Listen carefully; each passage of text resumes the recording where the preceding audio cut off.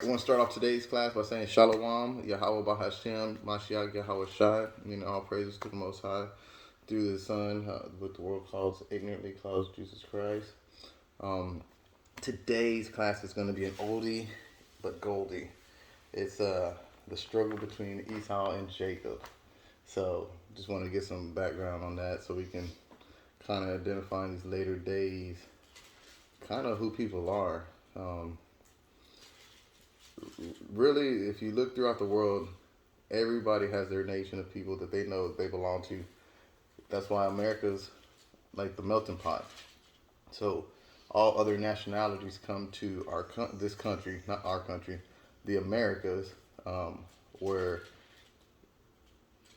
they all become one, and it's a giant melting pot. But they never come here and denounce where they're from. So as these wars and things start to brew, you're going to start seeing, like right now, for example, if you see what's going on in the Ukraine, people who are in the States are going back to defend their people and their nation of people. And then they're trying to get other people to join them and help them and support their cause to help them fight for their people. But our people in America have been here for 400, 500, 600 years, and we still haven't got that concept of unification of who we are as a people, who just basically who our own nationality is. If you don't know who you are, how are you going to know who everybody else is? Everybody's not your friend. And there's no way to get around that. You can even put biblically aside, you go to school, everybody's not your friend at school. You have people that like you, you have people that don't like you. So why would that be any different with nationalities? Why would that be different? Because the concept of America is we're all equal, but everybody knows that we're not equal here.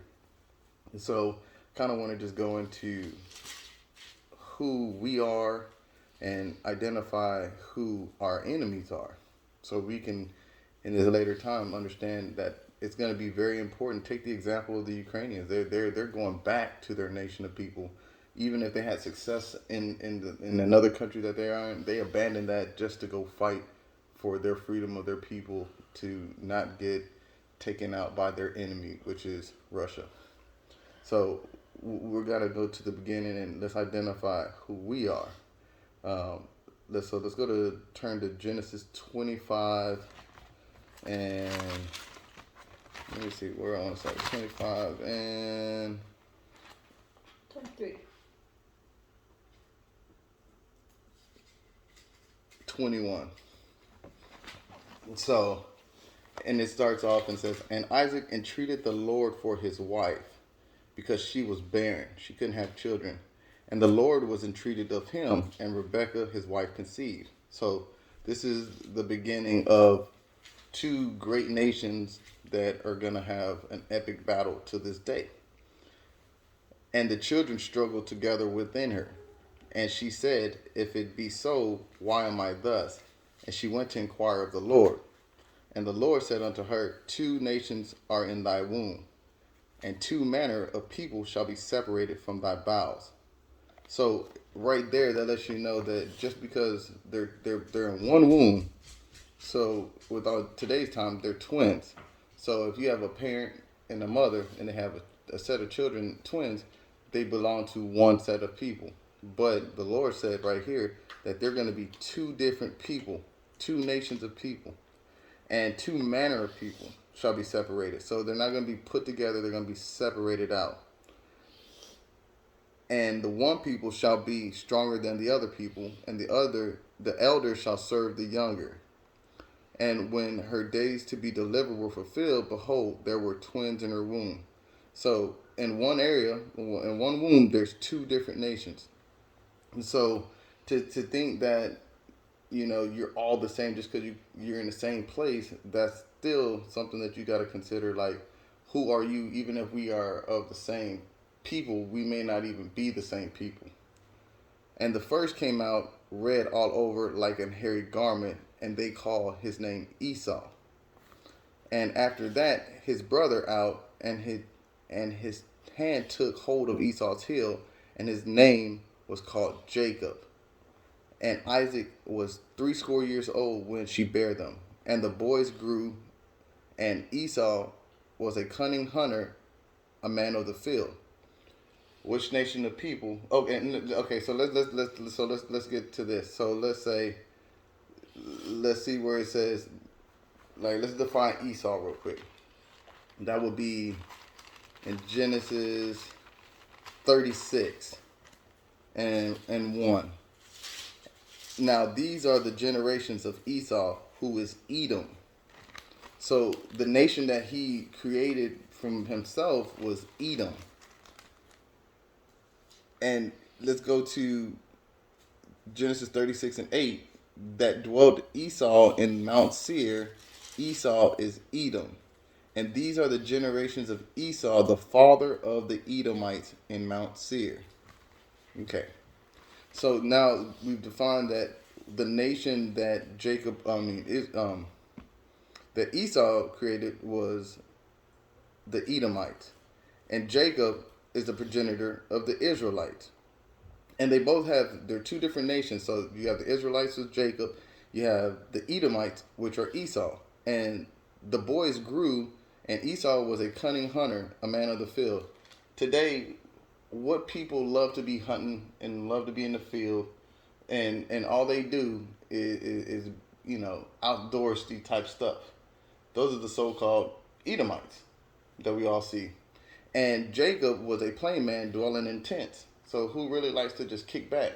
That's generally our people, the Native Americans, the so-called black people, the so-called Hispanic people. We like to kick back. Hispanics, like they even call them siestas, right? That we take breaks after we work. We just like to chill. We work hard, but we chill. Like me, I don't like jumping and going crawling in the holes in the earth. But look at Esau, the so-called white man, loves to be out and jumping out of airplanes. Like he likes scuba diving with great white sharks. He likes to kill giraffes. He likes to see an innocent family of lions there and then just kill the male lion and just put his head on the leave the family defenseless. It just goes on and on. But these spirits were already on the earth before that they were born of Rebekah and Isaac. These spirits come from regenerations from Cain and Abel. Actually, if you look at Genesis 4, you'll see where the birth of these two spirits originated from. To be honest with you, and we'll start from 4 and 1. And Adam knew Eve, his wife. So this is Adam and Eve. So this is from the very beginning. And she conceived and bare Cain, and said, "I've gotten a man from the Lord." And she again bare his brother Abel. And Abel was the keeper of the sheep, but Cain was the tiller of the ground. So in the process of time, it came to pass that Cain brought of the fruit of the ground and of the offering unto the Lord. And Abel, he also brought of the firstlings of his flock and of the fat thereof. And the Lord had respect unto Abel and to his offering, but unto Cain had no offering and has no respect. And Cain was very wroth, and in his countenance fell. So as you see right there, that Abel was the keeper of the sheep, and Cain was a tiller of the ground, a man of the field. So you see, Jacob is and Cain was basically the spirit of Esau, because he had he's the spirit of the field. You know what I mean? Like he's the man of the field. He worked in the fields. And Jacob was the keeper of the sheep. Well, you just basically chill with your flock and walk around with them and keep them herded. You don't got to do much, but just relax with them, basically. And the Lord, in verse 6, and the Lord said unto Cain, "Why art thou wroth? Why are you mad? And why is the countenance fallen? If thou doest well, shalt thou not be accepted?" So that means if you do in the laws, because these are sacrifices. So this proves back even in the days of Adam and Eve, that there was the law. They had commandments because they had the sacrificial law. So if you go into Leviticus, you start seeing that you sacrificing your ram or your sheep, that you got to sacrifice them and give them the fat and burning offerings, right? He never does, and that's a sacrificial thing. So Cain came with a weak sacrifice. Esau came with some weak sacrifice from the beginning. and the Lord was not happy, so he got in his feelings, right? And basically he's asking like, well, why are you mad? Why art thou wroth? And why is thy countenance fallen? If thou doest well, shalt thou not be accepted? So it's like, if you do the law, don't you know you would get honor from that? I would have respect for you. And if thou doest not well, sin lieth at the door, and unto thee shall be in his desire, and thou shalt rule over him. So whatever you choose to do is either you're going to do right, that's going to be your destiny with the Lord. He's going to either show you respect, or you're gonna do sinful against his laws, and he's gonna bring you judgment. You know what I'm saying? And so, and this is how you got to look at it right now. In the world, I've worked with a lot of people. I've been around a lot of people, and I've always had the Edomites has always tried to play the cards where they're innocent. They're super innocent. What is it? The words are smoother than butter. They always hit you with hey man, what's going on, brother? Like, I'm here to be your friend type deal. And until you do something, I had an experience not too long ago that I had an Edomite that got upset because, you can tell that from this country's establishment that the possessive mindset of the Israelites in the captivity that we're in, the Edomite that and this is a similar age individual, so but it's no respecter to age, right? Was just being completely disrespectful, was coming across wrong, and I had to be professional. So I'm like, let me maintain my righteousness, because I gotta provide for my family. I could have just lost it, but the Lord makes you, says, be as wise as the serpent and as meek as a mouse, right? So you gotta choose your battles. Can't go off every time somebody makes you upset. But the fact is that initially when you met the Edomite, it was like, oh, we're such good buddies, but the moment I was, the dominancy was established that was not going to be the case, and I'm actually the dominant one, needed to be respected. Then the true colors came out. So Psalms 55:21, the words of his mouth were smoother than butter, but war was in his heart. His words were softer than oil, yet were they drawn swords. So already trying to come at you like, hey man, what's up, dude? We're equal. We're the same. We're the same. We're friends. Let's all just hang out. And just off the top, we're just two different type of people. And if you go back to Genesis 25 and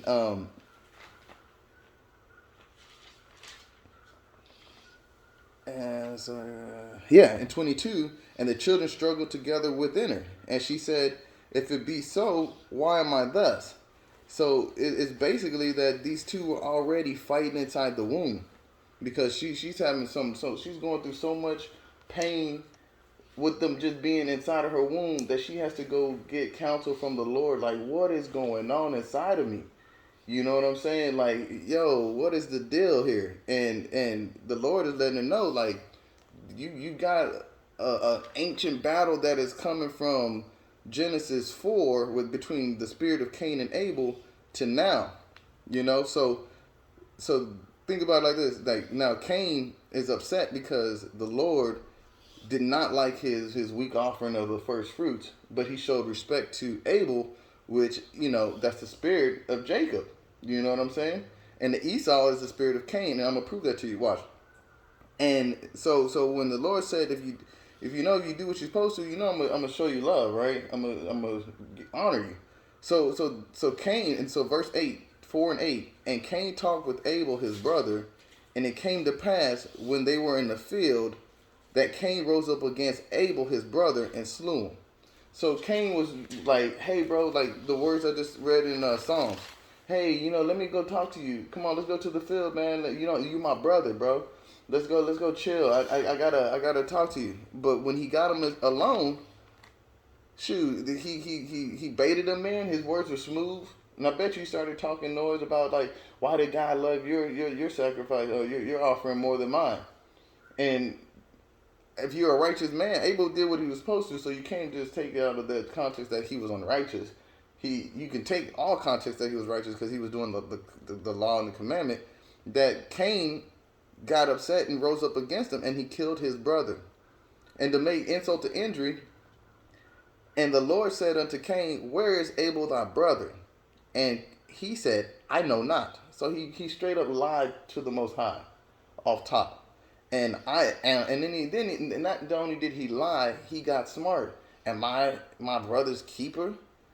And he said, what hast thou done? The Lord said, and what hast thou done? The voice of thy brother's blood crieth unto me from the ground. And so he knew that because the Most High created everything. So he knew that you killed your brother because since the blood sacrifice, because the life of a creature is in its blood. That's why we were forbidden to eat the blood of it. Our meat has to be well cooked because that is for the Lord, the Most High. And now art thou in the Lord said, and now art thou cursed from the earth, which hath opened her mouth to receive thy brother's blood from thine hand. When thou tillest the ground, it shall not henceforth yield unto thee her strength. Meaning now that you plant food, you ain't going to get nothing out of it. And a fugitive and a vagabond shalt thou be in the earth. So, and Cain said unto the Lord, my punishment is greater than I can bear. Behold, thou hast driven me out this day from the face of the earth, and from thy face shall I be hid. And I shall be a fugitive and a vagabond in the earth. And it shall come to pass that everyone that findeth me shall slay me. And the Lord said unto him, therefore whosoever slayeth Cain, vengeance shall be taken on him sevenfold. And the Lord set a mark upon Cain, lest any finding him should kill him. And Cain went out from the presence of the Lord and dwelt in the land of Nod of the east of Eden. So right now you think like, okay, so if Esau is Cain and Jacob is Abel, so if Esau did all these horrible things, we haven't even got to that part yet. We're just getting some pretext of these characters, right? And so let's go back to Genesis 26. So now we know that Cain has been marked in a way that no matter what, he's got a mark on him. He's going to be different from everybody else. And what is it? Genesis 3 and 6. Oh man. Let me see.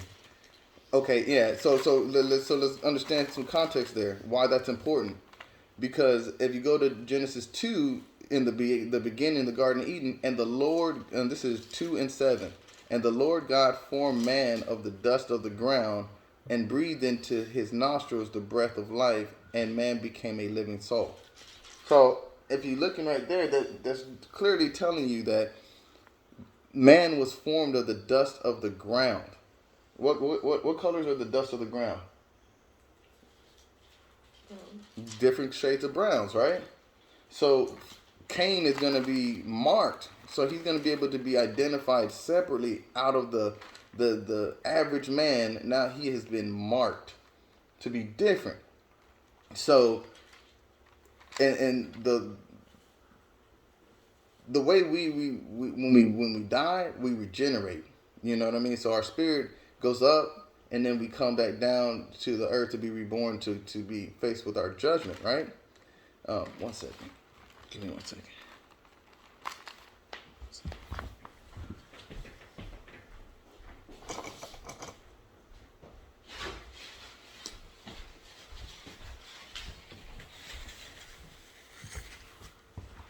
Excuse me. All right, cool. So man is all men in the beginning of the earth that was made was different shades of brown. If you look right now, look at every different country in the world. What do they all have some melanin to their skin? The East Indians, the Africans, even the Chinese over there, they got some color to their skins. You know what I mean? Everybody has melanin except the so-called white people. They're the ones who are without melanin. We can all be in the sun and get fed, but who has skin cancer? Have you ever heard of a Negro dying of skin cancer? The so-called black person or so-called Hispanic? No, because our skin, the Lord made the world for us, so we get fed from the sun, and they get killed by the sun. So going back to Genesis 30:25, and Isaac loved Esau because he did eat of his venison, but Rebekah loved Jacob. And Jacob sought pottage, and Esau came from the field, and he was faint. And Esau said to Jacob, feed me, I pray thee, with the same red pottage, for I am faint. Therefore his name was called Edom. So you see Esau, Edomites.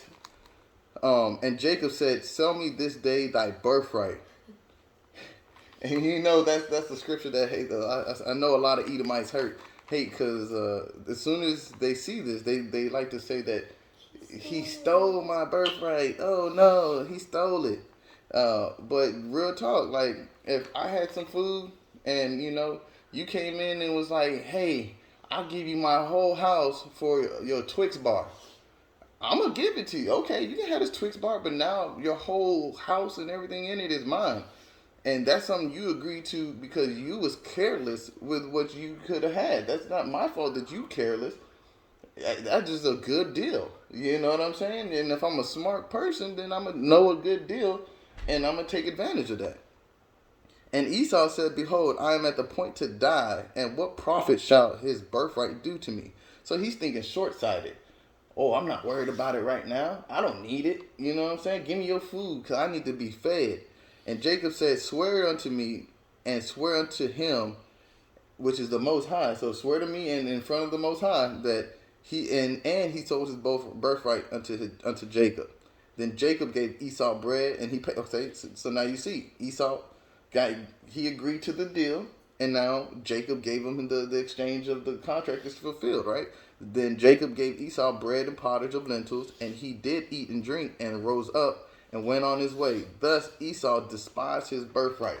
So from that moment on, he hated Jacob.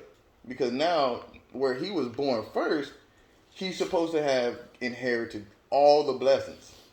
He would have got everything that was coming to him. But because he was careless and greedy, he didn't have any sense of value, he gave away the most important thing that he would inherit it. And so when you go back up into the 25 and 26, and that came his brother out, and his hand took hold on Esau's heel, and his name, and at the first came out red all over like a hairy garment, and they called his name Esau. And that came his brother out, and his hand took hold on Esau's heel.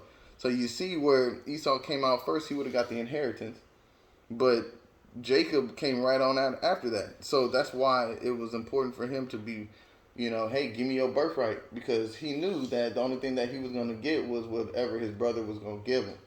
So now he took his place. He gave up his place. And so now when you look at a lot of the way that these people look at us today, they look at you, don't they look at you like you always about to steal something from them?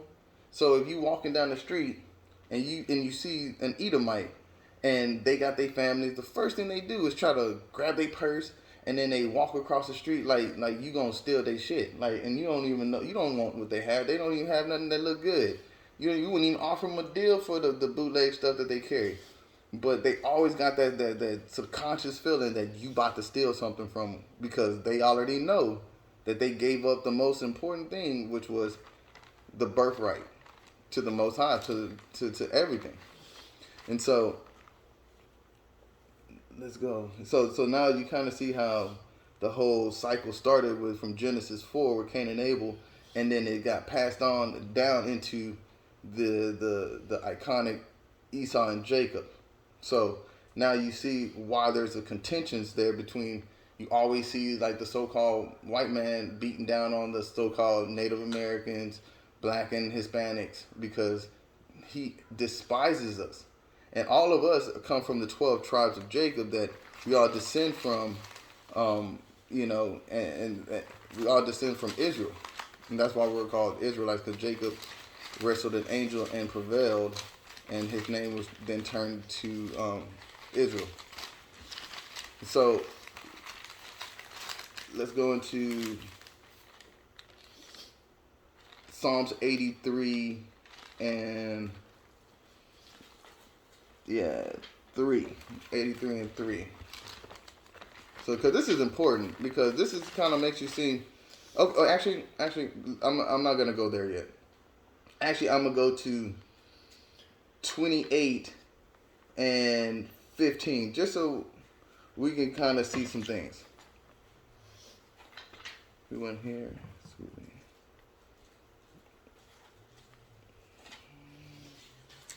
Yeah, we'll go to 28. So we gotta first let's make it make sense to us in this place, because if you're an Israelite, now you got to figure out, okay, so how do you know you an Israelite based off of just reading those few verses? You really won't until you go into Deuteronomy, and this is where it kind of lets you know where you're, how to identify yourself as an Israelite. And so, 28 and 1, and it shall come to pass, if thou shalt hearken diligently unto the voice of the Lord thy God, to observe and to do all his commandments, which I command thee this day, that the Lord thy God will set thee on high above all nations on earth. And 28 and 15 will tell you, but it shall come to pass, if thou wilt not hearken unto the voice of thy Lord thy God, to do all his commandments and statutes which I command thee this day, that all these curses shall come upon thee and overtake thee. So these are either blessings or curses, and these will only happen to the children of Israel. Okay, and let's see. Let's go into, just to understand, so we can keep it on context, that how do we know who we are? First off, we don't know who we are. So 28 and 37, Deuteronomy 28 and 37 would be like one of the first things that you can kind of understand. And thou shalt become an astonishment, a proverb, and a byword among all the nations whither the Lord shall lead thee. No matter where I go in the earth, no matter where trade or any of the Hispanics, they got our names. They call us nigga, they call us spigs, they call us savages. No matter what, they always got a byword. You Negro, you black, you Mexican, you Haitian. None of these things are in the Bible. These are all names given to us after a nation of people came and conquered our people. You know what I mean? And so, and Deuteronomy 28 and 46 says, and they shall be and they shall be upon thee for a sign and a wonder, and upon thy seed forever. So as long as as long as if you belong to the nation of Israel, these things will apply to you and your kids and your parents. So like, we were born, like, I have a child, so she's born in 2007. She knows nothing about slavery, but my grandfather was born in 1906. 2007, 1906. So her great-grandfather would be 99 years older than she is. And 99 years in real time, 100 years in time, is a massive difference from the technology to the way people live to the social constructs than she could appreciate now to them appreciating then. It was to the point where there wasn't running water in the house, but now you have DoorDash or Amazon Prime that can send you a package with a drone. So the appreciation of where you come from has been diminished because of time and all these distractions. But no matter what's going on in the time, you would still be treated the same way, and you would still be marked the same way, because the Lord marked Cain with his lack of, which Edom, if you go into the Hebrew, Edom means wasted away. So everybody back in the original day was people of color. So when Esau came out and he was red and hairy like a hairy garment, that was more or less like he had no melanin. He was wasted away. So his father called him Esau, and that's wasted away in Hebrew. So he was the first person on the earth born without melanin. So that's why, and so when you look at where the Lord said in Genesis 4 that he was going to mark Cain, and no matter where he goes, he would be able to be found, how was that mark gonna be transferred? So when you look at the generation of Esau and Jacob, where the promises and the covenants come from Abraham, Isaac, and Jacob, those are the Lord's chosen people based off of Deuteronomy 7:6. That's a great one to always read. Therefore, no, that's the wrong one. Sorry. 7:6. For thou art an holy people unto the Lord thy God. The Lord thy God had chosen thee to be a special people unto himself above all people that are on the face of the earth. And that includes if his brother is a whole nother nation, he's above his brother because the Lord chose him. You know what I'm saying? And was it so anyway, so these signs are going to be on us forever. And the way that the church works today, they're not going to teach you who you are biblically. They're not going to show you that all of these things that have been taking place over time are biblical, and these are who the people are. So when you look, let's say let's do one of the, like, Deuteronomy 28, and I want to actually get this one. Let me see.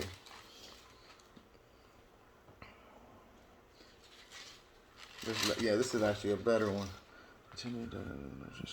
And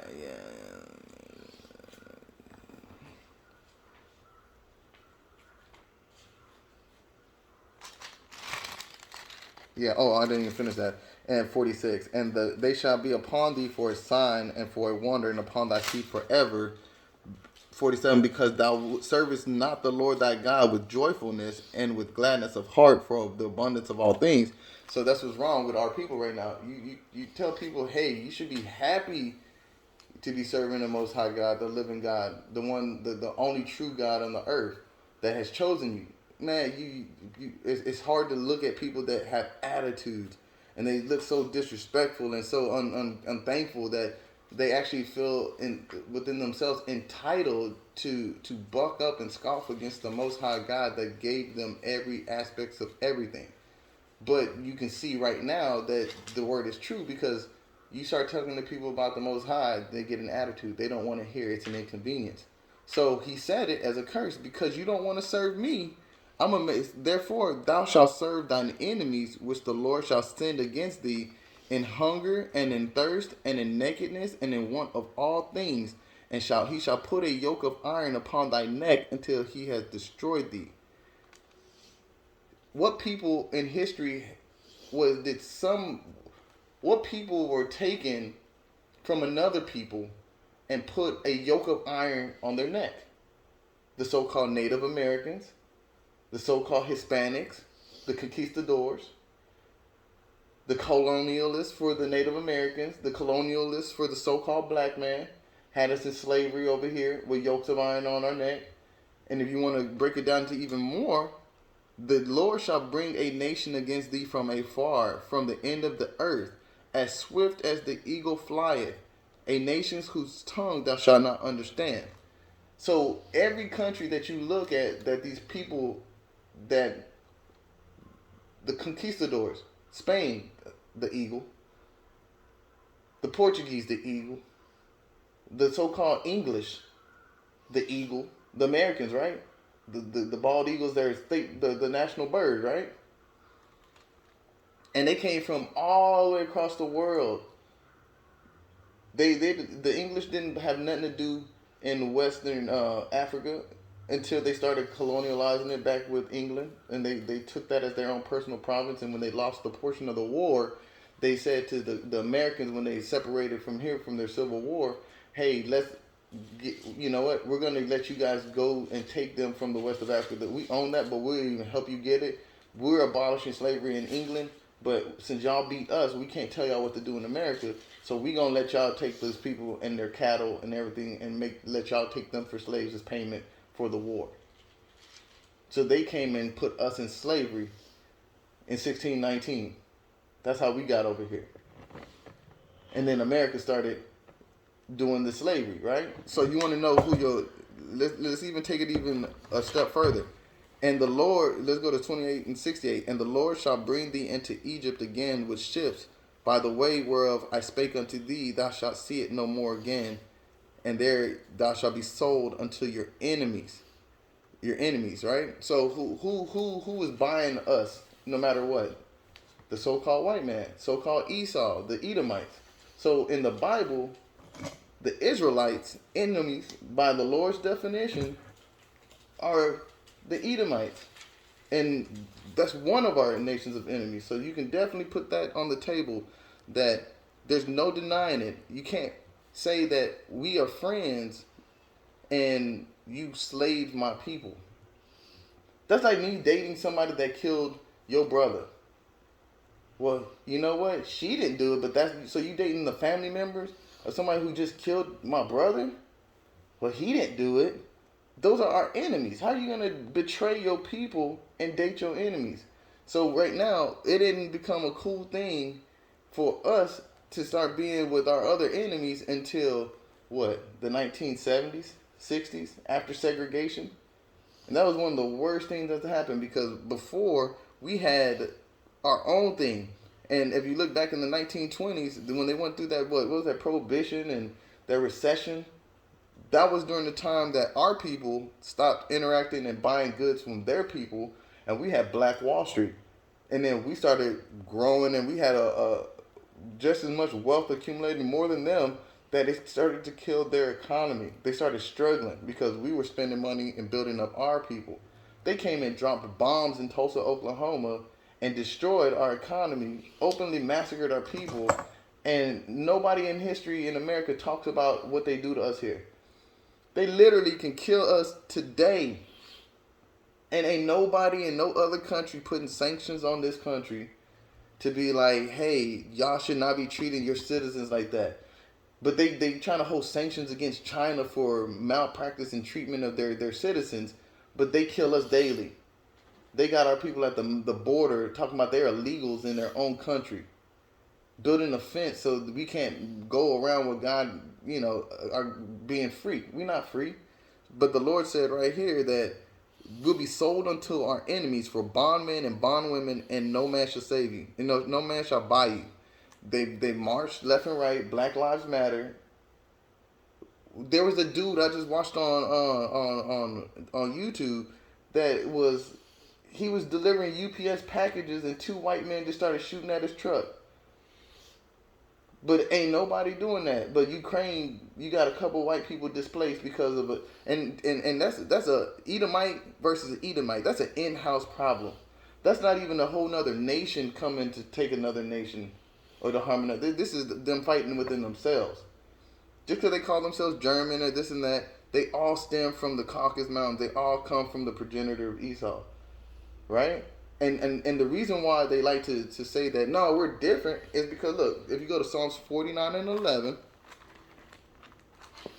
check this out. Because the thing about Esau, he's a deceiver, man. He is a damn devil. The devil means to change, to deceive, right? So this is how you know it's a true thing. So the Lord said in Genesis 4, and I don't want to misquote it. He said in Genesis 4 that Cain was going to be a vagabond onto the earth. And 4 and 12, right?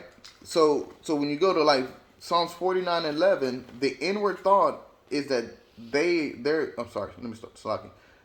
inward thought is that their houses shall continue forever, and their dwelling places to all generations, that they call their lands after their own names. So they changed their identity because they're fugitives. Have you ever seen a fugitive run around with a real identity? No, they change their hair colors, they change their names, they move locations, they become a whole different person because they're trying to outrun what they've done, their judgment, right? They don't want to get caught. So the Lord put it on us that these people would be liars and deceivers, the devils, right? So to be going here to steal somebody's shit, to steal your land, to rape your people, to kill your people, and then move and then be like, hey, that wasn't us. You know what? I'm an American after Amerigo Vespucci. I'm this guy. I'm not an Edomite. I'm not a German.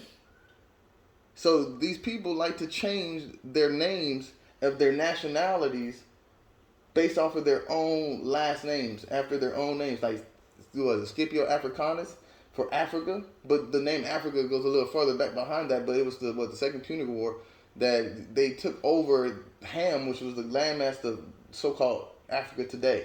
So they call us, like they say Deuteronomy 28 and 28 and is that 32? 37. Yeah, 28 and 37. They call us African American. And we walk around and we don't get that. Like, that is the biggest lie to your face. How can you be an African and an American and descend from two continents at the same time? And both of these continents are named after so-called white men that one was a map maker, conqueror, and the other one was a conqueror. And you are the opposite of that, but you descend from two white men. And that doesn't even make sense in itself. Where's the woman? If that was the case, what woman did you descend from? But it fits right in line with Esau. So we walk around and you wonder why another country, another nation of people that they're from, they could tell you we descend from Ishmael. They'll tell you that. But we tell them we descend from two white men, and then they look at us and we wonder why they treat you like you're dumb. They treat you like you're stupid. And they try to take advantage of you. And it's an astonishment because they like, man, these people are wild. How do they... Look how they acting. Every time they acting like that is because somebody's giving them money to do so. This has been coonery from the beginning. This is back in the days when you had, Sammy Davis Jr. type shit to you got Megan Thee Stallion now. So they all cooning out for the white man because they're getting paid to do so. And then they change the face of a generation. And that's how Esau wants it. He uses us as the salt of the earth to change everything. I'm listening to the news and then I hear a hip-hop type beat in a whole nother country that they don't even listen to this shit. But it's because that's the standards that we set. So America teaches you we're all the same, we're all equal. Deuteronomy 7:6 tells you we're all above the different nations, right? And Psalms 49 and 11 they tell you, you see, it supports the fugitive. So you see that the spirit of Cain and Esau are one and the same because they continue their names after their lands after their names, and they're trying to change the game because they don't want their judgment. They're doing that's.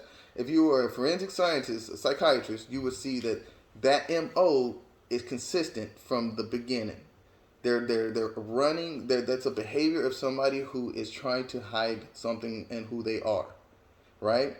And in order to keep you out of the know of who you are, this is when Psalms 83 and 3 comes into play. Let's go, Psalms. Let's go to the top. Keep not thy silence, O God. Hold not thy peace. Be not still, O God. So he's saying, hey, you know what? God, help us out. Please don't just not answer us. For lo, thine enemies make a tumult. A tumult is an agreement. It's an understanding that, like, hey, you know what? We're going to meet up. You know, like, you ever seen those mafia movies when they meet in a back alley? And it's, like, the houses of all these different families. And they're like, hey, we're here to join each other, blah, blah, blah. Hey, brother, Rob Marco, and all these other different sects. But because they want to take over this territory from this other dude they didn't invite. This is what's going on in this scenario, right?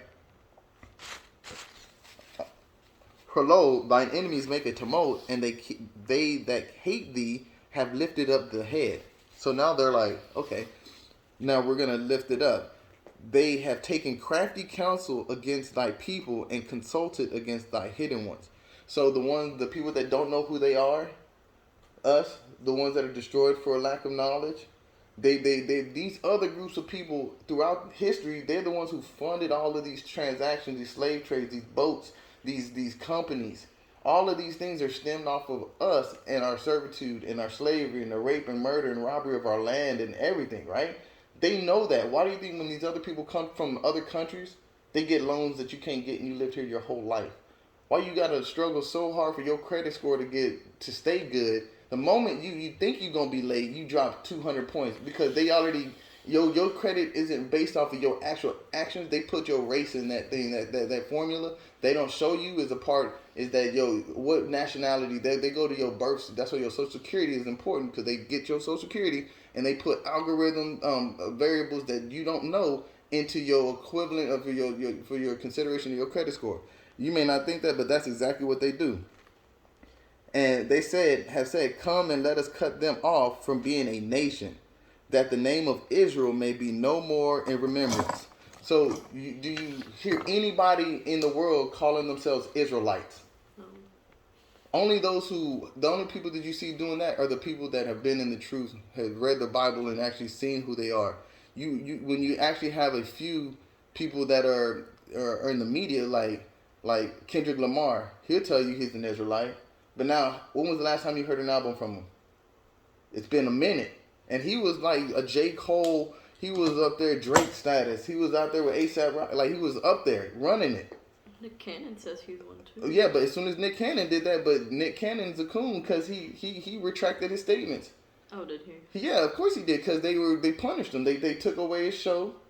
And he came out and was like, oh, I'm sorry about saying anti-Semitic stuff. How you going to be anti-Semitic if you're a Shemite? So that means if Esau is, and I can break that down too for the Amalekites being part of Edom. That's in the generations, actually in Genesis 36 as well. That is that in Genesis 36, or you can go into Chronicles for sure, and you can see where it says that Amalek is a descendant of Esau, and the Ashkenazi Jews that are supposedly the ones that are in Israel right now. They're Edomites. They're not Israelites. So they're called Israelis. They're born of the land mass, not of the man progenitor Israel, Jacob. You know what I'm saying? Yeah. So they're deceiving us there, and they became that in 1948. So again, it's just one of those things that you see them saying, okay, we're gonna change the name, and there's no more Israel. So now, when you see black man say that they're a Jew, it causes all kind of shit. Because the white man wants the benefits. The so-called Edomites want the blessings that were given to Jacob because they convinced. Let's go Revelations 2 and 9. We can actually go 3 and 9. Let's go 3 and 9. Maybe that'll even work better. And this is why it's important. Because the Edomites, they've stolen everything. So since they like to say that Jacob stole Esau's birthright, right? Since they were able to put you in captivity and steal your heritage and take it back, that's what they basically did. Let's go. Behold, I will make them the synagogue of Satan, which say that they are Jews and are not, but do lie. Behold, I will make them come and worship before thy feet to know that I have loved thee.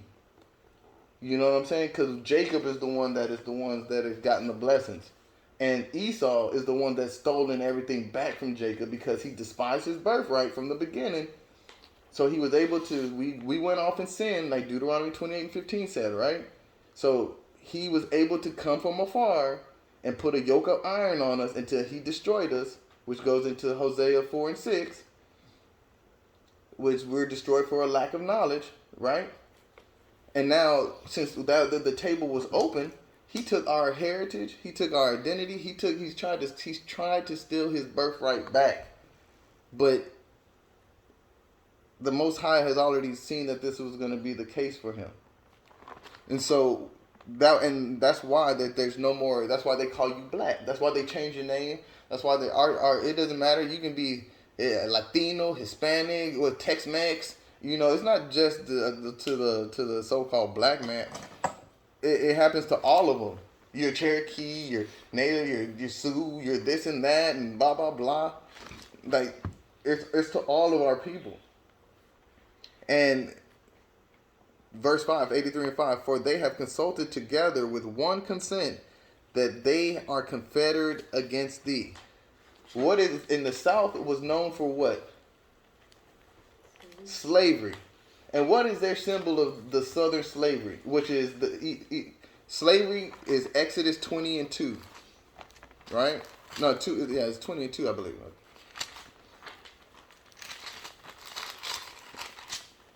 I am the Lord thy God, which have brought thee out of the land of Egypt, out of the house of bondage.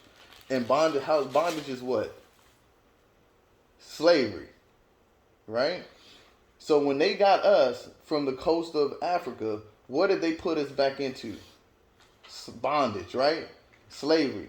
What's on the back of the American dollar bill? The Egyptian pyramids, where the Israelites served under Pharaoh, and Moses had to take them, and that's why we have Passover, is because Most High delivered us from the hand of the Egyptians with his mighty hand. That's why we're supposed to teach that each year to our children for generation and generation, so you know that the Lord your God is mighty, right? So the Edomites that say we stole their birthright, stole us, put us in hard bondage like Pharaoh, broke us like the Deuteronomy 28 and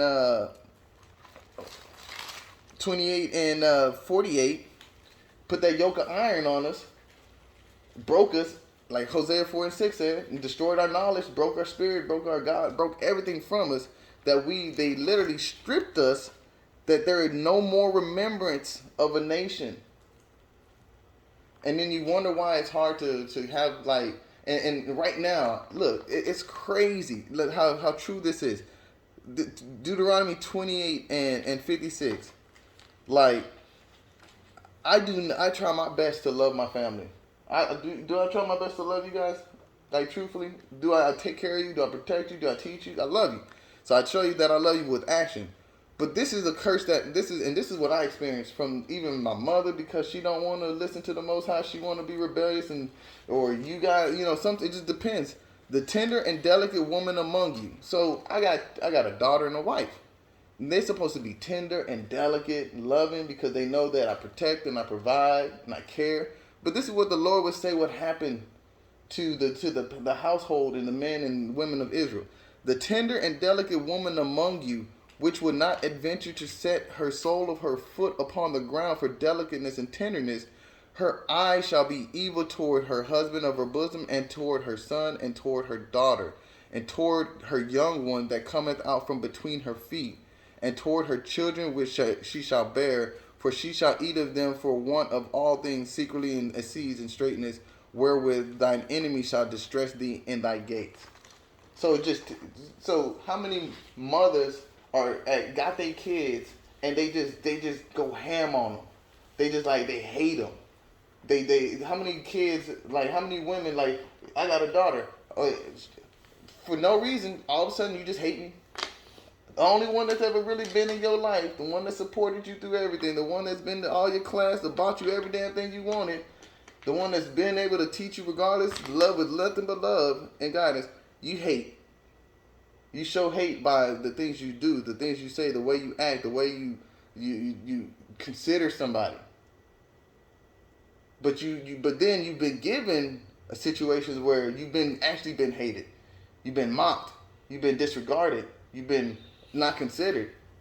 But you consider those things good. Woe unto those that think the evil good and good evil, right? And within Psalms 83, this is going to give you Psalms 83 and 6. When they say the tabernacles, this is just going to let you know the assemblies, the groups of people that in Deuteronomy 28 and 68, he said, thine enemies, you shall be sold unto your enemies, right? Who was selling and buying us in America? Anybody? White people. You? So that's and let's go to 83 and 6. The tabernacles of Edom, right? This is the from 5. For they have consulted together with one consent, they are a confederate against thee. The Lord said that these group of people that we're going to talk about have made in a confederate, like the South. The Southern flag is what flag is the South flag? What they call it? No. For the North and the South during the Civil War, what was the North? The Union, and what was the South? Okay, the Confederacy, right? And who loves the Confederate flag? And what they call themselves? Rednecks. And rednecks are what color? So-called people. So-called white people. So their symbol that they represent is the Confederacy. The Confederate flag, which represents Southern bondage and slavery to the Israelites. They're prideful people. These people are so proud to be so damn wicked. But that's okay, because I love it. I love that they're prideful, man. Because the Lord got something for everything that they do. This is all part of the plan, just so He can just show them. Just so He can show them how pride goes before destruction. Like, it ain't no joke.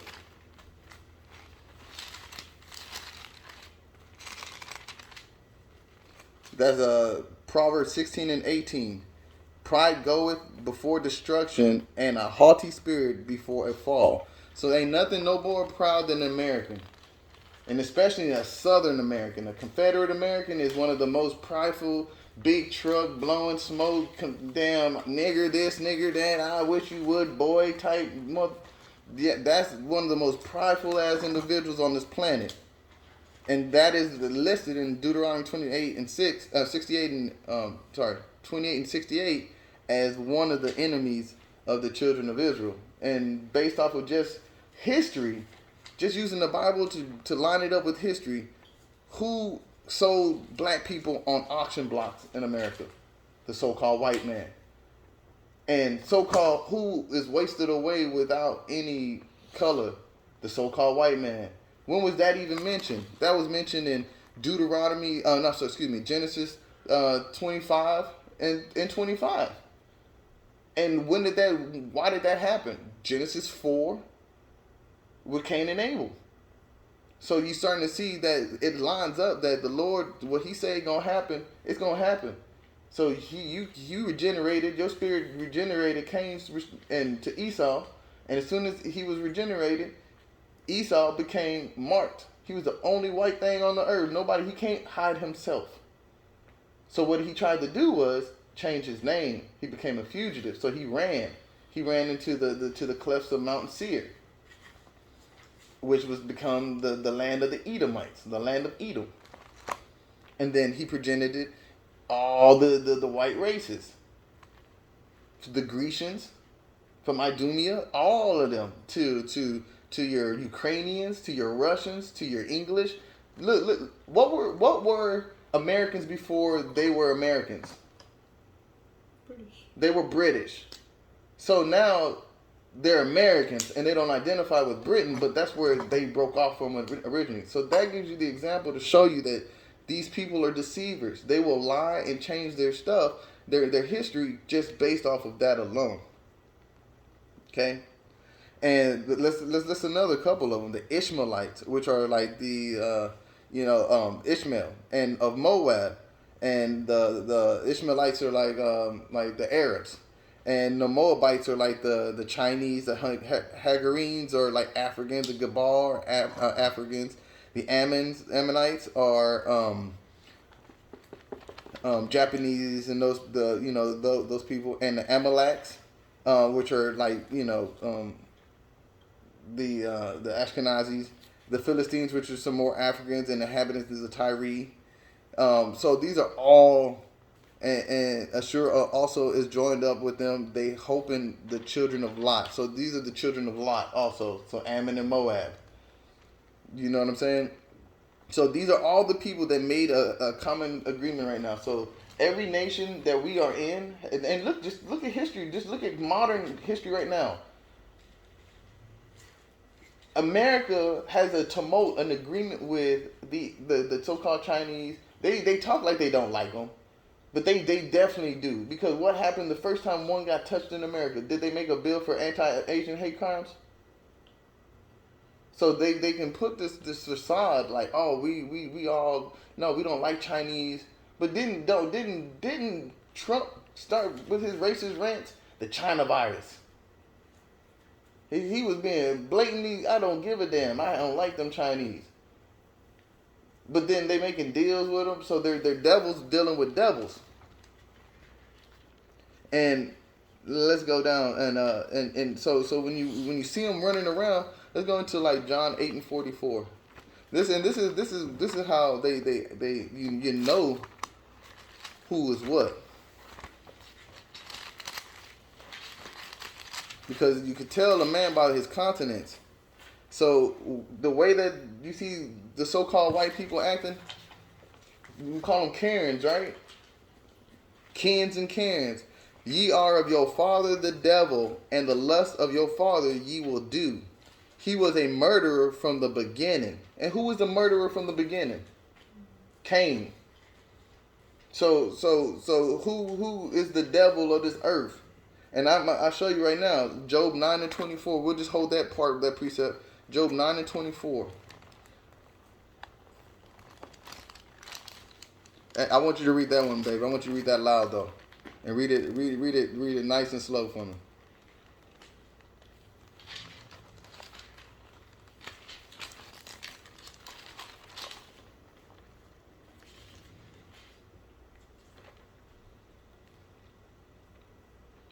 The earth is given into the hand of the wicked. And right now, who runs the world?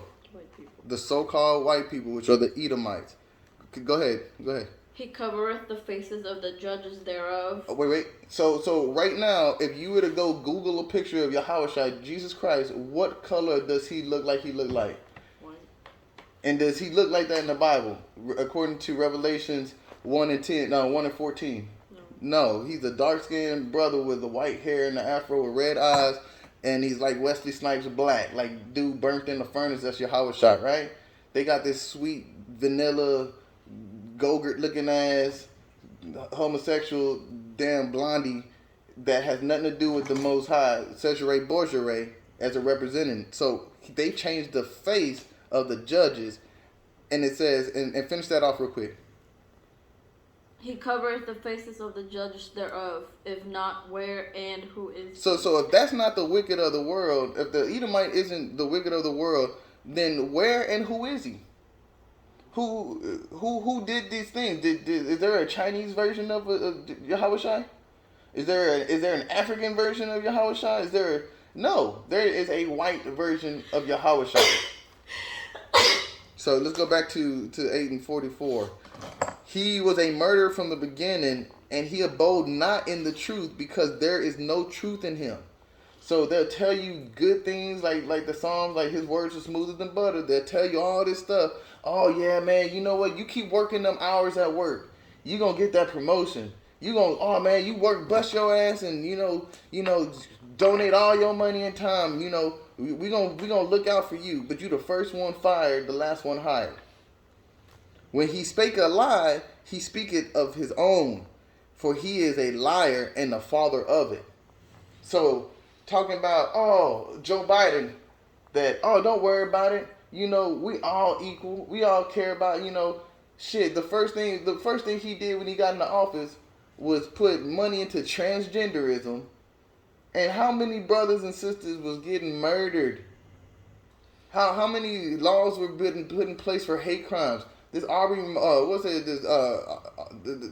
Aubrey guy, the three dudes that killed him were able to talk to the district attorney to even suggest that they could get their crimes pleaded down to hate crimes, pleaded down to like just regular aggravated, because they were too afraid to get put in jail, prison. And you know how offensive that is, that they even consider that for them people? Yeah. Yeah. And Acts 5 and 31. So when this happens, you start telling them, like, you know what, Esau, you run into an Edomite now, and you like, you know what, you guys are the damn devil. They get all in their feelings, and you like, and they like, what, you hate us? It's like, you know what, I don't. It's not even about that. But it literally turns into John 8 and 32. And ye shall know the truth, and the truth shall make you free. So when you start just talking the truth to these people, hey, your great-great-grandfather probably had my family in slavery. They don't want to hear that. They trying to pass laws where you can't even talk about slavery because it makes the so-called white people uncomfortable, that they built this whole country on slavery, robbery, and murder, and rape. But now in our modern time, because they want to forget their deeds, that they're trying to pass legislations that you can't talk about it. So critical race theory, they don't want to hear about it.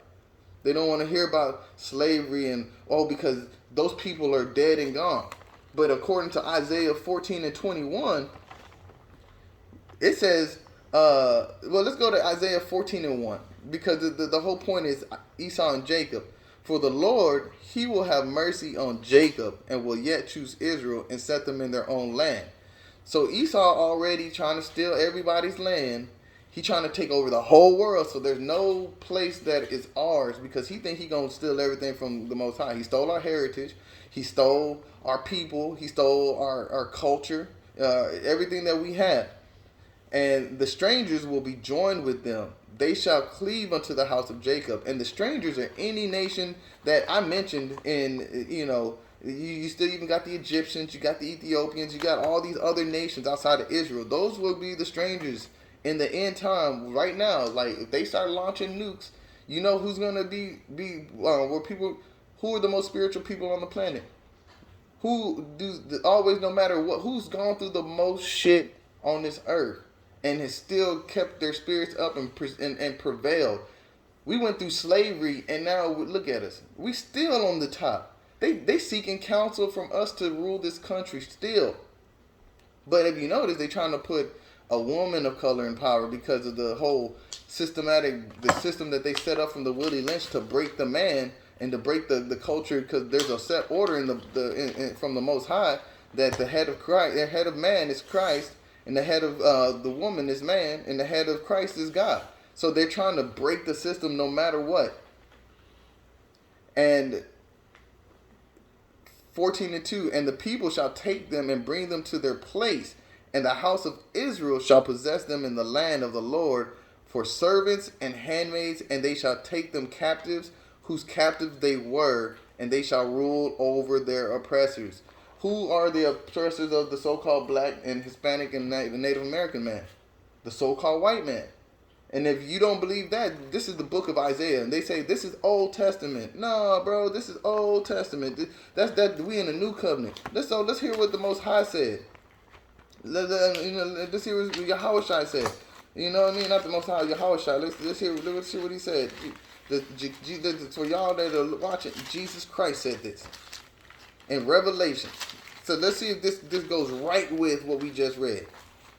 That Isaiah 14 and 2 will start, and they shall take them captives, whose captives they were, and they shall rule over their oppressors. Revelations 13 and 10. He that leadeth into captivity shall go into captivity. Who did that to us? And this is coming from Jesus himself, Yahushua himself, supporting what Isaiah said, quoting what Isaiah said in the 14th chapter. So these people have built seminary colleges and schools that you can pay them to go learn the Bible from them. Then this ain't even their book. They don't even know how to read this book. But they don't ever teach you. I know for sure that you go to church and you don't ever hear them talking about Isaiah the 14th chapter. That, we took all y'all Negroes in here giving us all these tithes. You never hear Joel Osteen on the Isaiah 14th chapter. You never see it. Oh, well, I'm a white man, and, I hid $600,000 in my walls, and I know my forefathers had y'all niggas in slavery, and y'all Hispanics in slavery, y'all Native Americans in slavery, and it says right here that we had you in captives. We gonna be y'all captives. So let me teach that to you so y'all can start getting that mindset, so y'all can be in a ruler mindset and be just because the Lord said it. He that killeth with the sword must be killed with the sword. Here is the patience and the faith of the saints. So if you talking about you believe in the Most High and you want to be Christ-like, then this is what you literally waiting for. You're literally waiting for those people who put you in captivity, your people in captivity, have taken you and taken everything from you, that you waiting to put their ass right back in that same position and you rule them with a rod of iron. You know what I'm saying? And with that, they're going to be like, well, you know what? I didn't lead you into captivity. They got an answer for everything. So Isaiah 14 and 21 says, prepare slaughter for his children. Not because of the old man that was on the boat that had my people beating them down. I'm talking about my daughter's friends, her little 15-year-old friends. Prepare slaughter for their children because they're the ones that are growing up still to this day. The reason I'm oppressed is because of the kids that my oppressors have. They're my co-workers. They're my counterparts. These are the ones that are calling the police on our kids and getting, you know what, firing us at the job because we're smarter than them, or they're intimidated by us, or not approving your loans at the banks. These are the people, their children, for the iniquity of their fathers. So iniquity is sin. So prepare slaughter for the children of these slave owners that got them because of their sins, and that they do not rise nor possess the lands nor fill the faces of the world of the cities. So we're patiently waiting because they're just getting multiplied for the sword, man. And you know, and then you get them where they say, you know, and why would this be? Because Obadiah 1 and 10 will say, and these are books that nobody really goes into. Nobody likes these books for some reason, and I know why. Because why would the white man want you to tell you his future for his wrongdoings? Why would I want to be held accountable for actually, like, you know, for what I've done? And all nations shall call you blessed, for ye shall be a delightsome land, said the Lord of hosts. So when we get our stuff back together, that's what the Most High is going to be on Malachi 3 and 12. That's what we're going to be like. But let me get to this Obadiah real quick. I just passed by that, and that was just, I need to go back and, that was a good one. I need to hit this one real quick. Right there. Yeah.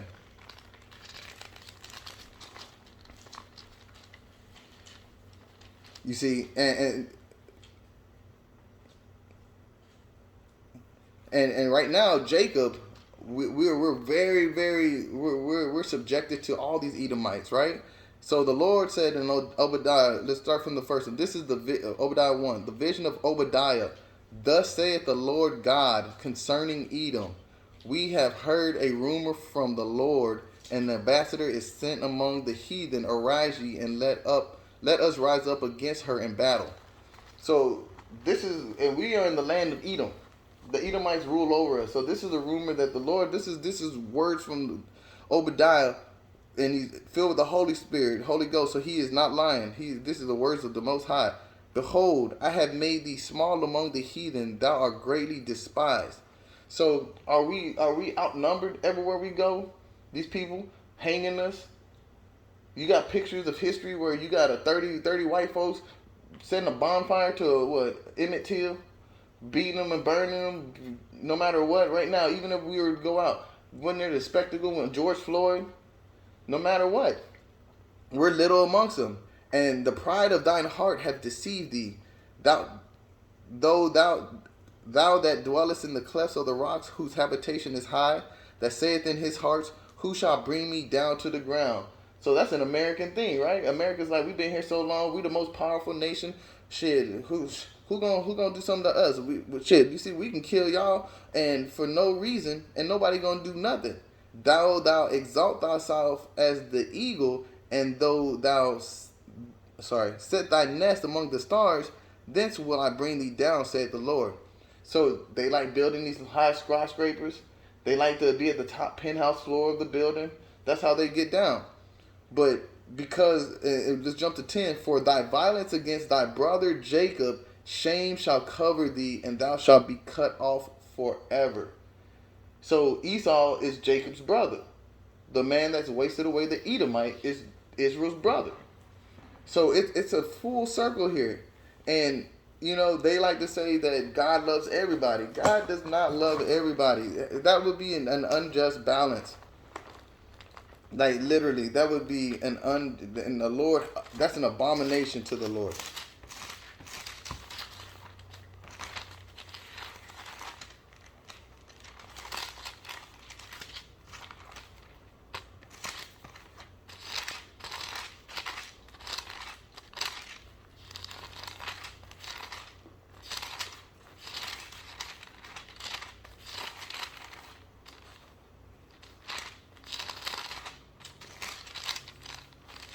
And you see, and that's why we were talking about how, you don't go to church and you don't hear about Obadiah.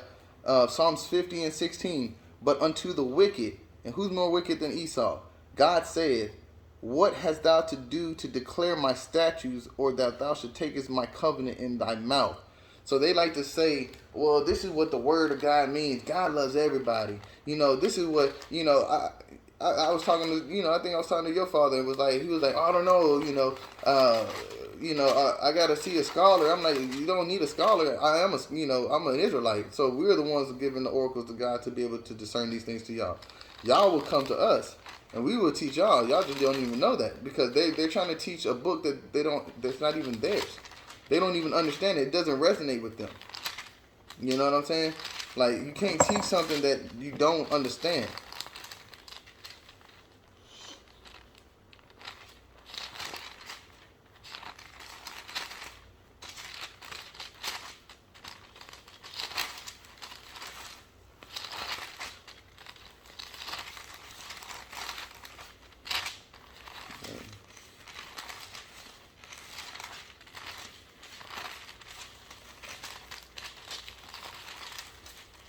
Yeah, Proverbs 11 and 1. A false balance is an abomination to the Lord, but a just weight is his delight.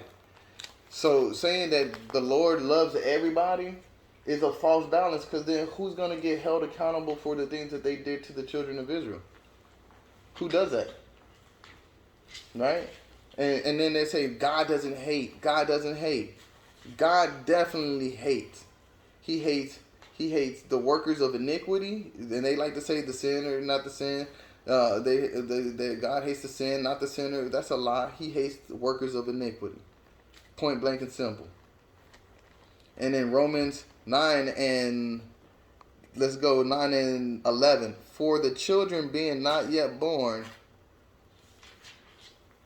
neither having done any good or evil, that purpose of God according to election might stand, not of works, but of him that calleth. What are they talking about? Anybody? Who are they talking about? The next generation.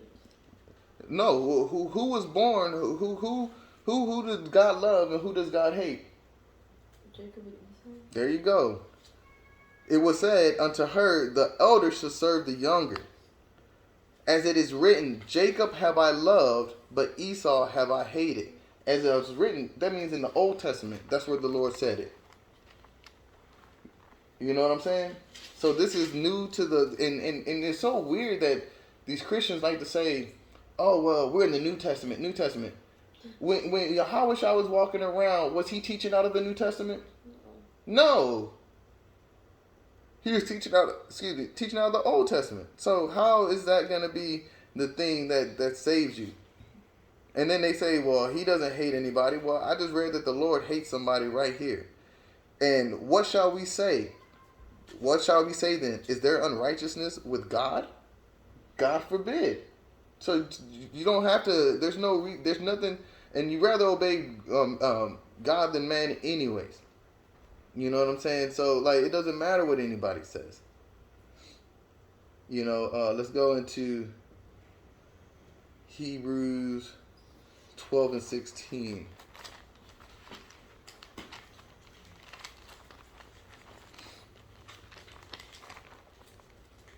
Lest there be any fornicator or profane person as Esau, who for one morsel of meat sold his birthright. So again, you see it plain in English. From the old to the new, from the beginning to the end, you see Esau sold his birthright. So he has a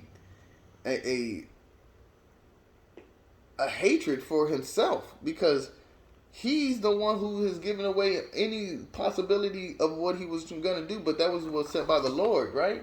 Because as the Lord set that election, that he loved Jacob and he hated Esau. For ye know how that afterward, when he would have inherited the blessing, he was rejected. So you hear all these, well, God loves everybody. And the moment you start telling them about what they did in slavery, for he found no place of repentance, though he sought it carefully with tears. And then when you start talking to Becky about slavery, she wants to act like she's the victim and cry because, oh, it hurts her feeling that her people were horrible to my people and enslaved us. Right? So, am I in the book of Obadiah? There we go.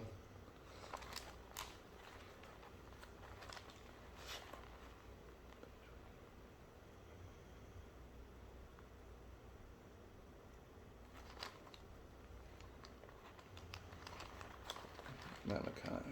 Let's see, where's that at?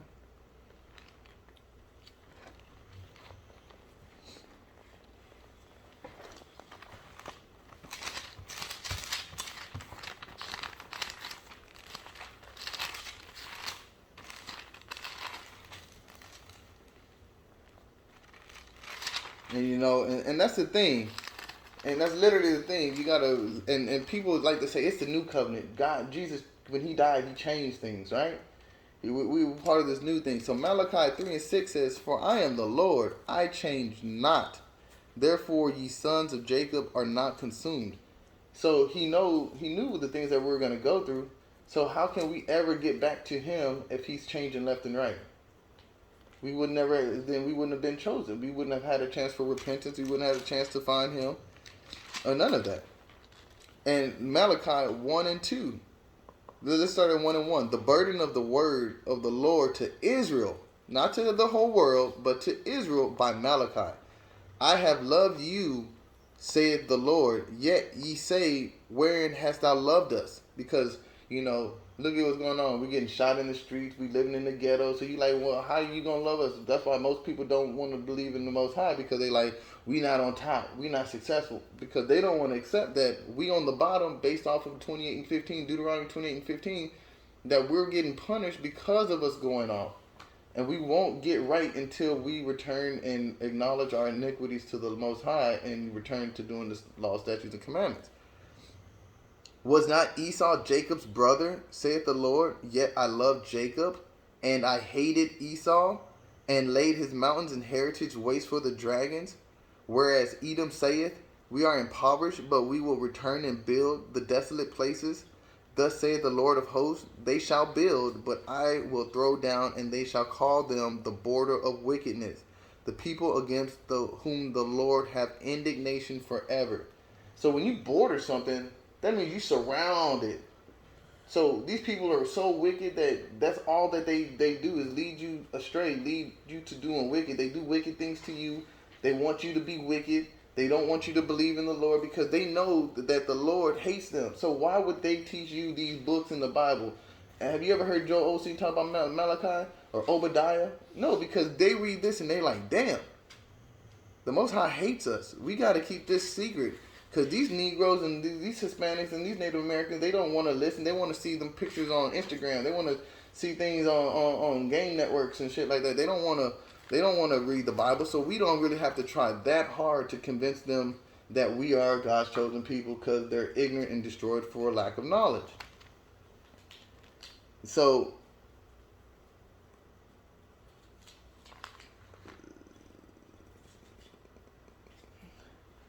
and I'm going to go to the book of Sirach 6 and 13. That's Ecclesiasticus 3 and 16.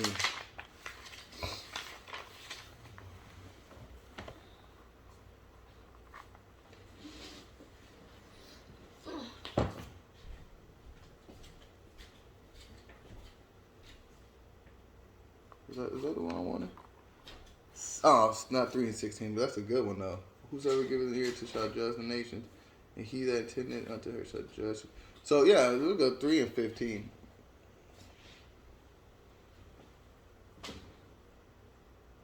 What are we looking at? The Lord gave me this one. Ecclesiasticus 4 and 14. That they serve her shall minister to the Holy One, and them that love her the Lord doth love. Whoso giveth ear unto her shall judge the nations, and he that attendeth unto her shall dwell securely. If a man committeth herself unto her, he shall inherit her, and his generation shall hold her in her for possession. And that is wisdom. You know what I'm saying? And the wisdom is the laws. So that's our inheritance. The Lord gave us that. So that's why they don't teach us all this other stuff. Because just if you go and just listen to the Willie Lynch letter or read it, they had already identified. Because Esau's crafty. He's all about science and breaking shit down and trying to figure things out. That's why he cut people open and stealing organs, and he has all these things so-called figured out. But he really so far gone. They put in their when they systematically broke our people to turn us into an engine to propagate our own self-destruction, and with us destroying ourselves, we will maintain their economy and their security. So what they did was they tried to make sure that we do not get hold of anything that could remind us of where we originate from, because they discovered that once we get a hold of something that seems like it's our original, we revert back into what we were, and all their work to destroy us, it goes away, and we recuperate super fast. And then if one starts recuperating, it's like a virus to them that we start changing all of our people back, and then all of their work and effort to hold us down is void.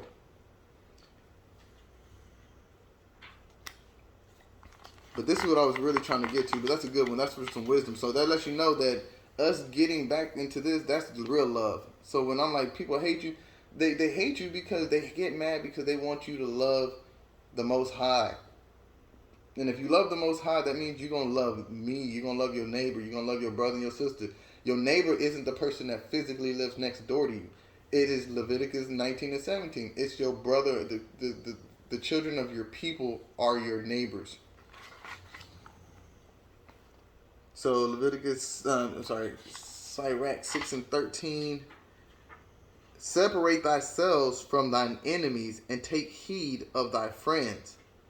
A faithful friend is a strong defense, and he that has found such and one hath found a treasure. Nothing doeth countervail a faithful friend, and his excellency is invaluable. A faithful friend is medicine of life, and the fear of the Lord shall find him. Whoso feareth the Lord shall direct his friendship aright, for as he is, so shall his neighbor be also. So if you say we friends, that means I'm trying to get you to do the Most High's word, bidding, get you see where you at and turn you back to the Most High, because I'm your friend. Because that's fear of the Lord. You're not a friend of mine if you're trying to get me to turn against my people. You're not a friend because, you talking to somebody's girl, you talking to his girl, and then you trying to get him to get away from that dude so you can sleep with her. That's not your friend. That's an enemy. That should be your first sign that, if a dude's talking in your ear and he knows you're married if you're sleeping with a man and you're living with a man, that's your husband. But you trying to secretly talk to him, you already committed fornication and adultery, and then you want to sleep with him, that's to complete it. That's not your friend. That's not somebody you should be looking at, they get me, they confide. That's Satan himself. That's the biggest deceiver. And your enemies is defined in Deuteronomy 28 and 68, actually 83 and 6, in Psalms 83 and 6, those are your enemies. So you should not trust these people. I don't care what they are. The Lord gave us, there's 12 sons of Israel. And we have a variety from, we can look like anything. There's no reason why we should be dealing outside of our nation. I was dealing outside of my nation before I came into the truth. I didn't even know. You know what I mean? Because I was under the wine of America, thinking that it was okay to deal with Edomites, it was okay to deal with Moabites, thinking it was okay to deal with everybody because I judge people fairly off of who they are, not what they've been, where they're from.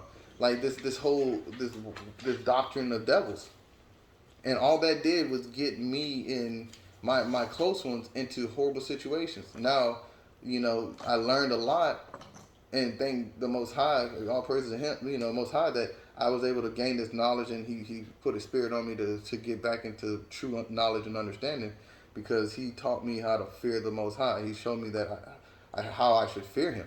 So now I understand where and why you should not trust thine enemies and deal with these enemies, because these people are only nice to you. They're only your friends until they cut your throat when you're sleeping because they want your blanket because they're a little cold. And then they realize they cut your throat they didn't even really want the blanket. They really just wanted to kill you because that's what they're about. They're murderers from the beginning. Who's serial killers? What race of people are known for serial killing? What do you call 100 million bodies through the Middle Passage being thrown into the ocean enough to change sharks' migration patterns for feeding? That is a serial killer at its most maximum.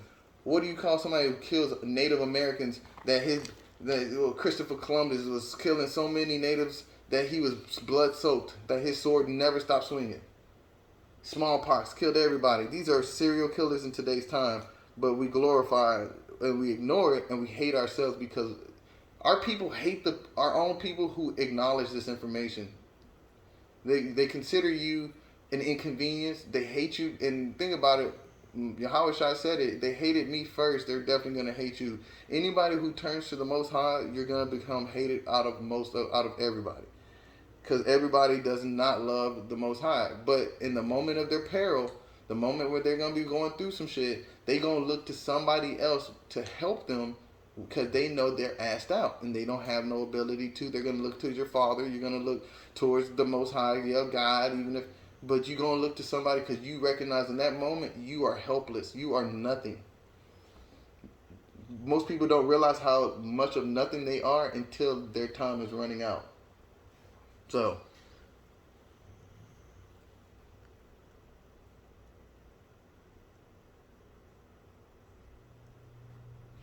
and Second Ezra 15 and 63.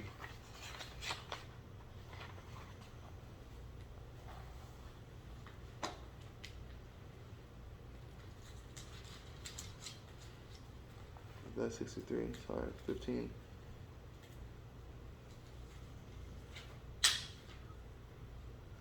Surely he knoweth your no, that's not the one I want, is it?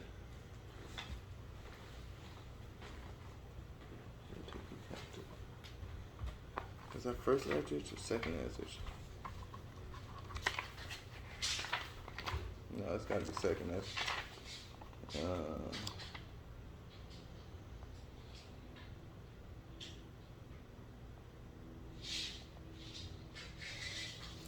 Surely he knows your inventions and what you think in your hearts, even them that sin and would hide their sins. Therefore have the Lord exactly searched out all your works, and he will put you all to shame. So where they like to say that they don't like to talk about what they did to us, and anytime you start bringing up what they did to us in history, it's old. Live in the now. You got so many Jakes and Eves and Edomites that are like, I didn't do that. Why can't we just let the past be the past? And because our people are still destroyed to this day.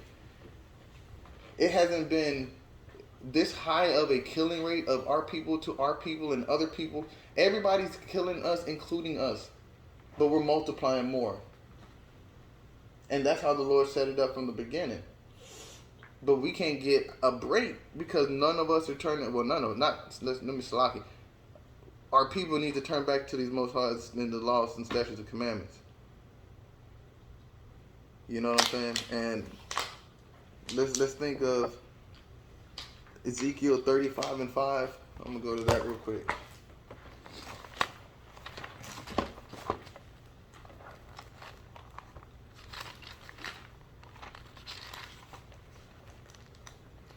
Because thou hast had a perpetual hatred and hast shed the blood of the children of Israel by the force of the sword in their calamity in the time that their iniquity had an end.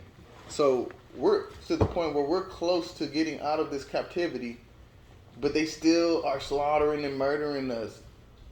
They have a perpetual means an unending hatred for us. Because why? What did Esau say? From that day he despised his birthright. And ever since he did that, he's had a perpetual hatred for who? For Jacob. And he has not stopped killing, having perpetual hatred. And has shed the blood of the children of Israel. Because that was the children of his brother. So his kids are against our kids. He hates us. They hate us. Right? Therefore, as I live, saith the Lord God, I will prepare thee unto blood, and blood shall pursue thee. Sith that hast not hated blood, even blood shall pursue thee. Thus I will make Mount Seir most desolate, and cut off from it him that passeth out, and him that returneth. And this is from the Most High, and this is what I'm doing right now. This is literally, I'm gonna end it off on this, and so that'll let you know that Esau, no matter what, he ain't gonna stop, and he has been set in autopilot. This man, no matter how smooth his words are, no matter if it's his kids, they're all. I've played plenty video games, and I've met a lot of people in real life, and I've met you. I shit you not. They quick to yell nigger this. You look at your ghetto black man lips, and you chink, you spit. I mean, not chink, but you know what I mean. Like you spit, like this and that. They quick to be derogatory and hateful towards you, and real quick, especially when they got space in between you. And very rarely do you get some bold ones that are in your face.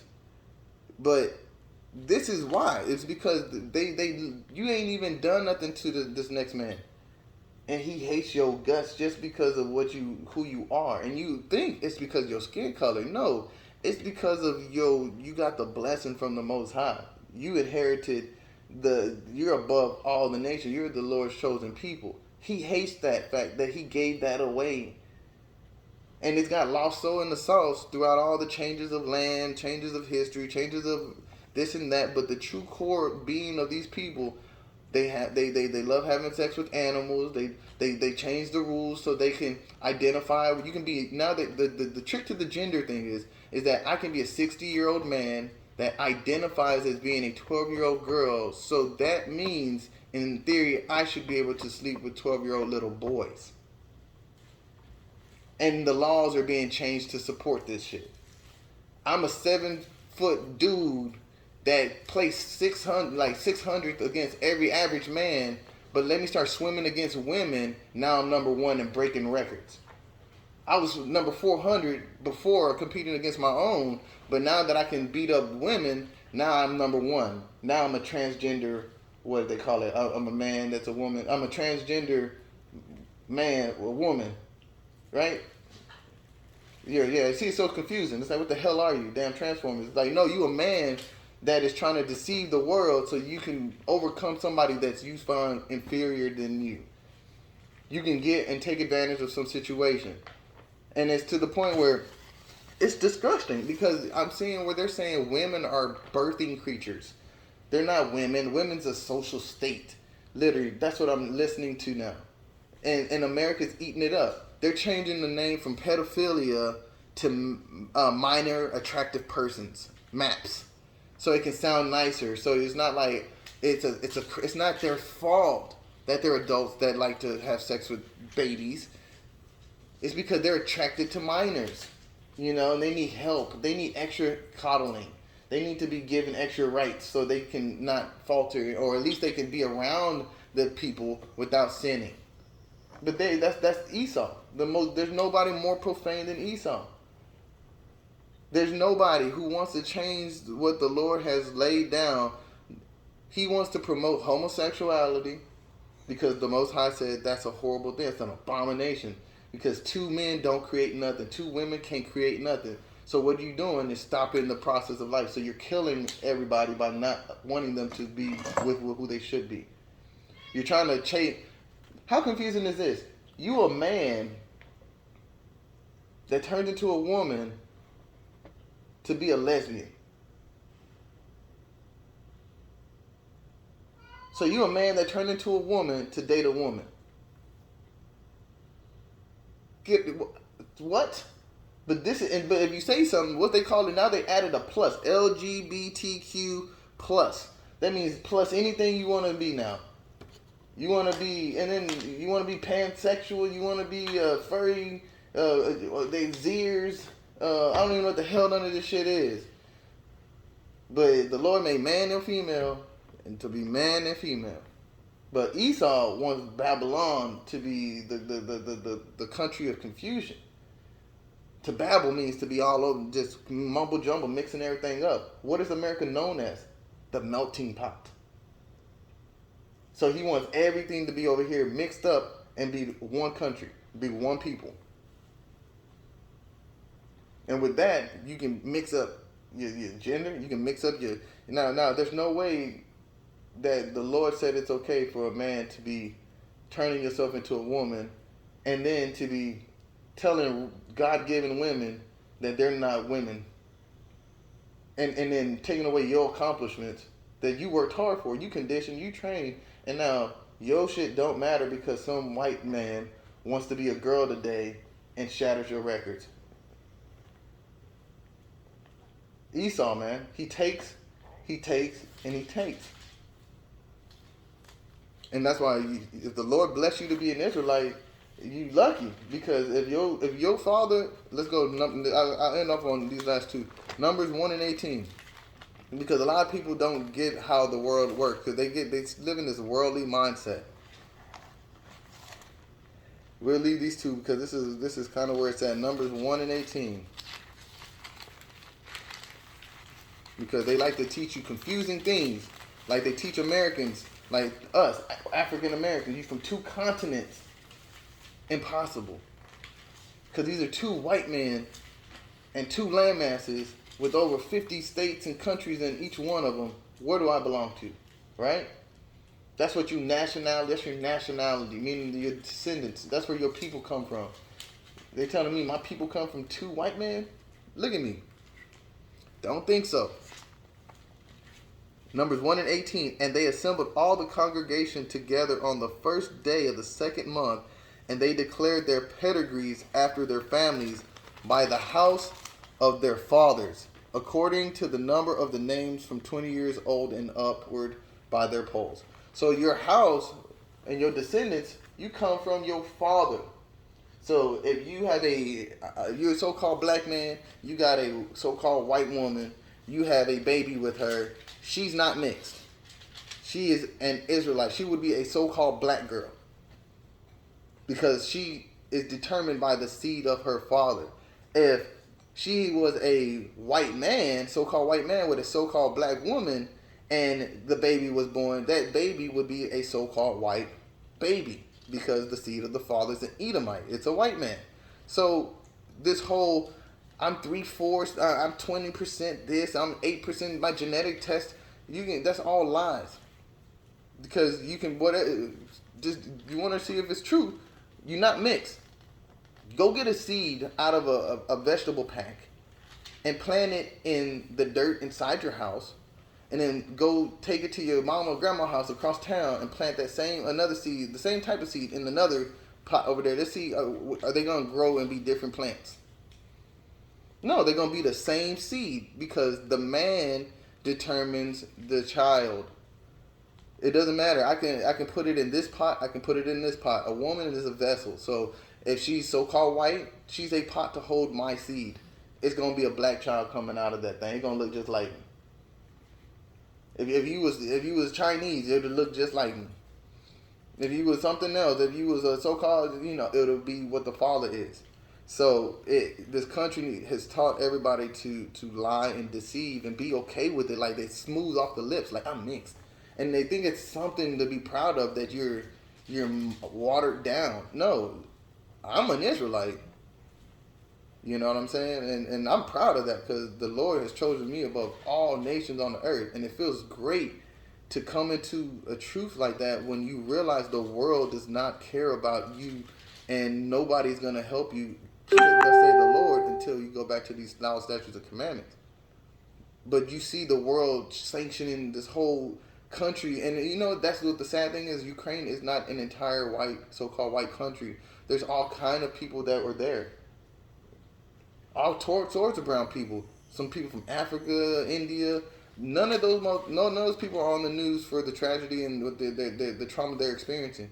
You only see propaganda of white families being displaced, white children being killed, white moms crying about bread and shit, white dads fighting for their kids. The world has stopped and donated billions of dollars in military. They're giving them fighter jets. They're giving, you know how much a fighter jet, $1 million. That's like giving each one of us a Bugatti. Because they stole us from the land and we need to get away from them. They're going to come and give us all Bugattis. And then they're going to give us all M16s with endless, and then they're going to give us big ass javelin rocket launchers to blow up the white man because they trying to kill us and do things. Ain't nobody gave us a damn thing. They actually beating us down to this day and acting like we're crazy because we think we owe something from being bred into captivity. It's like domestication. You take an animal, you breed it in the zoo. The cubs that come into the zoo don't realize that there's an outside world they belong to. They didn't know that there was a big old African country they roamed before. They believe that they eat their little steak bits at 3 o'clock, and that's life. They never knew that they were hunting down antelopes that were running for free and wild, and they were growing, and they seen their pride, and they had all this land, and they had all this thing. They were the king of the jungle. But because you're a cub born in captivity, you don't realize where you come from. But there's that one, like, what was that, Madagascar? And you're like, man, bro, I don't belong here, man. We need to get the hell up out of here. That's the Israelites waking up. You know, we need to find our true identity. And, you know, this is what we need to get out of. If the quicker we can get away from this and do the opposite of here. We'll just kind of leave it off on the opposite of Hosea 4:6. We'll leave on this. Like, my people are destroyed for a lack of knowledge, because thou hast rejected knowledge, I will also reject thee. Thou shalt be no priest to me, seeing thou hast forgotten the law of thy God. I will also forget thy children. So what that's saying is, the quicker we can start remembering this, the quicker the Most High is going to remember us. And then that's the quicker the Messiah is going to come back and save us out of captivity. And the thing to actually be looking forward to is, regardless of, it's going to happen. Enough of us is going to wake up, and maybe it might be just like we all woke up and then the bombs drop and then the Messiah come and he's saving us and we keeping the commandments and we get lifted off in chariots and taken to our own land, and you know all that's going to happen regardless. But you guys are making it take a lot longer because you're not trying to return and have the Lord remember us. And there's not enough of us crying to get about this captivity. This America is not fun. Not for me. It's not my kingdom. I'm stressed out 24/7 on everywhere I come and I go. I'm not happy. I'm nervous. I might get killed. I might lose my job just for being there. You know what I mean? My wife, my children might just turn on you because you're under the curses. You know, like, I'm tired of living in this captivity. And the Lord said that because we don't want to learn and serve Him with joyful of heart, then He's going to make us serve our enemies. And that's a curse, man. You know, and it's just we need to get up out of that, man. We need to really return to Psalms 20:9. The fear of the Lord is clean, enduring forever. The judgments of the Lord are true and righteous altogether. So we need to clean up our whole mentality, clean up our minds, and clean up our nation of people, and clean up our thoughts, that we go back to these commandments and the Lord saves us. And just because I know where we living at, I'm going to do it just for those that don't ever want to put this out there. This is...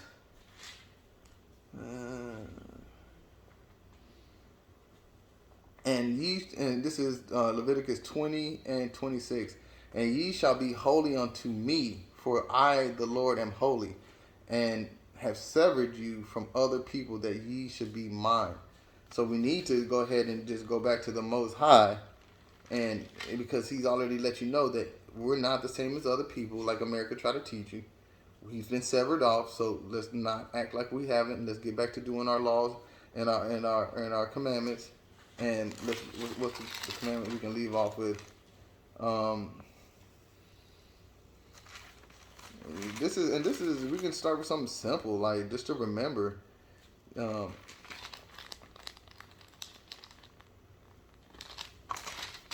Let's get a law.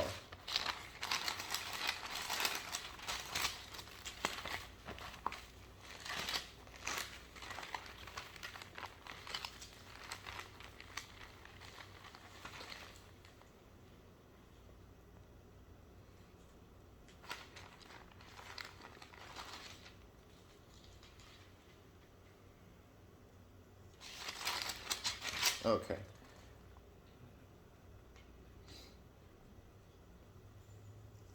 And now, there's Deuteronomy. Let's do Deuteronomy 10 and 12. That's a good one to end on.